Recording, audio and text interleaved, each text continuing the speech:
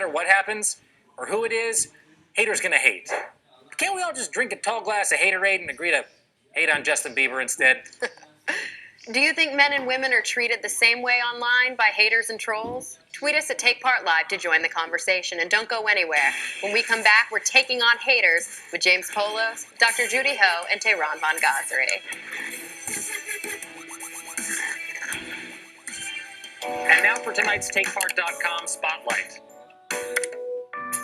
The Square is a documentary film in which activists and artists take us on a journey through the front lines of the 2011 Egyptian Revolution. And tomorrow at 5 p.m. Eastern, 2 Pacific, Take Part and our friends at HuffPost Live will be teaming up to bring you a live blog and discussion with the filmmakers. To RSVP and get more details on tomorrow's live chat, head on over to TakePart.com.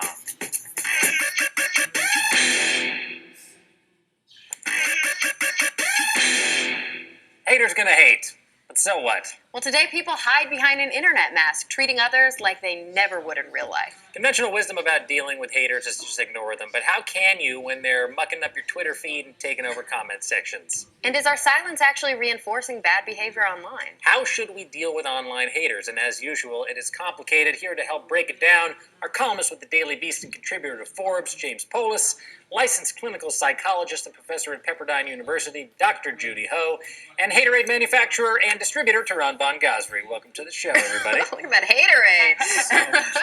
So handsome. James, how do you define a hater? I think there's a third party involved here, and that's the perceived audience of the hater, Yeah, good right? call. They're like, I'm not just hating this person, I'm hating him for you, so we can high five after I'm done hating. Go to the chat room. Dr. Judy, what do you say? There's definitely a group mentality. It's actually so interesting we're talking about this because just now on my Twitter feed, I got some haters who were defending Justin Bieber because I'd spoken about that at another show. No way. And I was like, this is so perfect for the show because I actually experienced a little bit of this group mentality. Like, what type of stuff were they saying? Oh, death threats. To you? Oh, sure.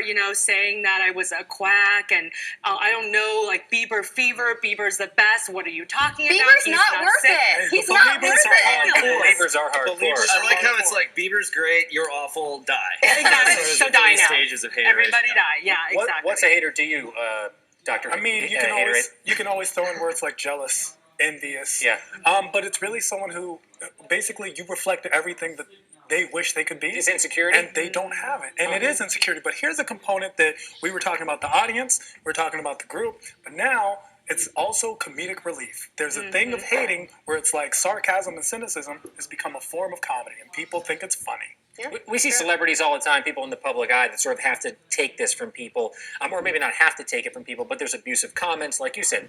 There's a range, jokes, abusive comments. If somebody in the public eye is there, is that something that they just have to accept? Does this just come with the territory at this point? Well, I think you got to take the good with the bad, and maybe celebrities are not primed on this, that with all of that good attention, you're going to get some of the negative attention too, because somebody's going to look at you just like you were saying, I don't like this person because they have some things, and I'm envious, I'm jealous, and I'm going to take them down a peg. But does that mean you have to have thick skin, or is it okay for it to bother you?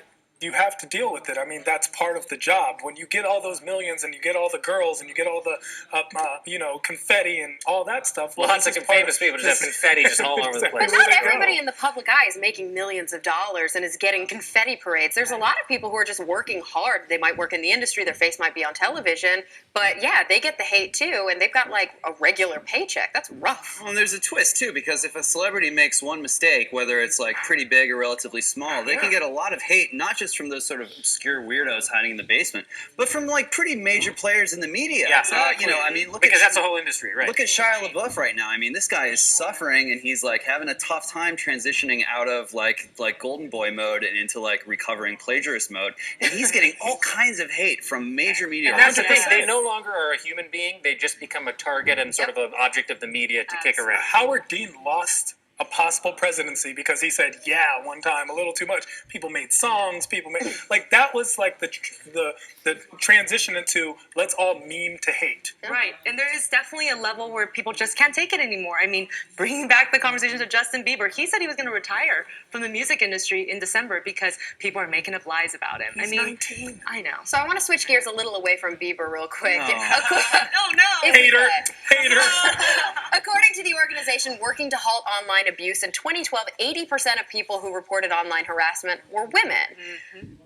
We actually asked here, do women receive more online hates than men? Tweet us your thoughts. And Angry Mr. Bungle responded and said, no, but women get different hate. Female hate is more focused on sex and looks.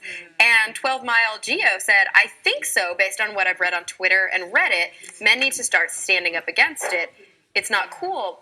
So, Dr. Judy, I want to know, do you think women are targeted differently than men, or does the data show that?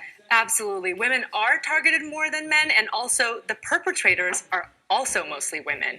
And I think there was a couple of I can believe that. Women are the biggest haters. Do you not watch like the red carpets and women are like, oh, look at her, like you look better in your H&M dress? No. Yes, it's like the Mean Girls mentality. You know, women are much more likely to use relational hate, right? So it's like, oh, I really like your dress, and then they turn around and like, no, I hate that dress. I mean, maybe in a certain sector, maybe in the entertainment business, but like in politics, I don't think it's fair to say women are the only people that are. But also, like, how many women are even in politics? They're such a small fair portion enough. of who represents us. We also used to have a culture that was just a little bit more permissive when it came to guys just settling conflicts by punching it out. You know, I mean, when you're trying to like tamp the physical violence down in a society, I'm not saying like expect it, but don't be surprised if you then have this kind of like language violence surging to take its place. So where does one draw the line between harassment and physical violence and hating, goofing off? I mean, it's just hard to tell, or is it not?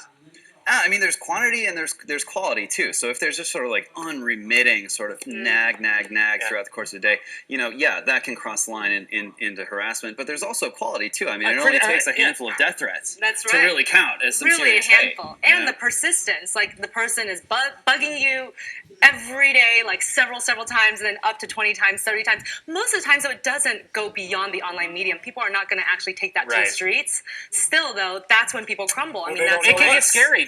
Jill Filipovich, who was on the show here with us as a columnist for The Guardian, and she wrote a great piece that everybody should look up online about how some of her online haters one time actually showed up at her school in the library with her. That happened to me once, too. Yeah, I definitely had an online hater who showed up to an event I was doing in New York City, a very public event for the World Science Festival, and it was scary.